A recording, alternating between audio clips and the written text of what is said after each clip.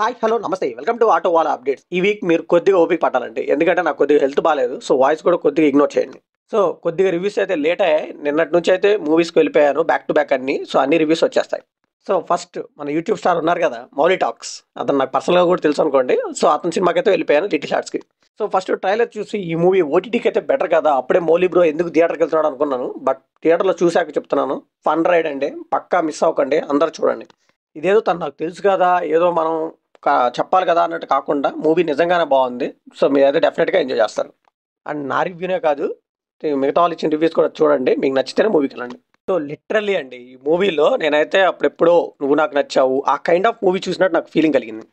Literally గుర్తుపెట్టుకోండి, second half ఇదైతే underline చేసుకోండి. సెకండ్ హాఫ్లో మామూలు ఆఫ్టర్ రైడ్ ఉండదు. నేనైతే పిచ్చి పిచ్చిగా నవ్వుకున్న థియేటర్లో.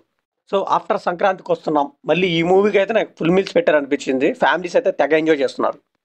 అండ్ ఈ మూవీలో ఉన్న వాళ్ళంతా కూడా మనకి ఫెమిలియర్ అవ్వటం వల్ల వాళ్ళని ఆల్రెడీ మనం ఇన్స్టాగ్రామ్లో చూస్తాం. జయకృష్ణ ఎస్పెషల్లీ తన పంచెస్ అయితే సూపర్గా పేలాయి.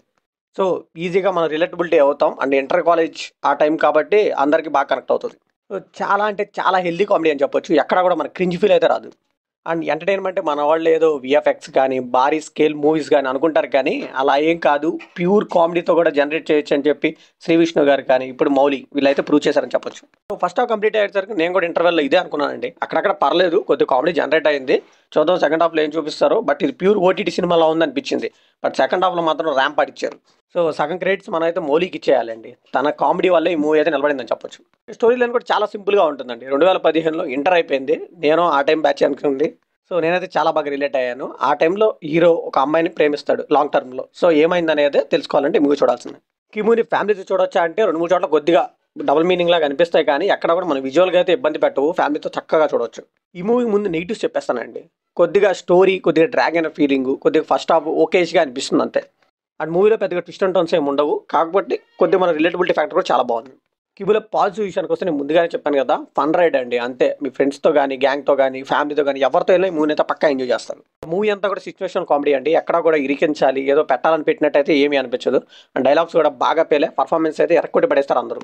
ఇంకా లవ్ యూ కాత్యాయని అని తానే సెల్ఫ్ రోల్ చేసుకునే సీన్స్లో అయితే మౌలి ఎరక్కొట్టి పడేశాడండి. లిటరల్ ఆ సీన్ చెప్తున్నాను నేను, మీరు పక్కా నవ్వుతారు.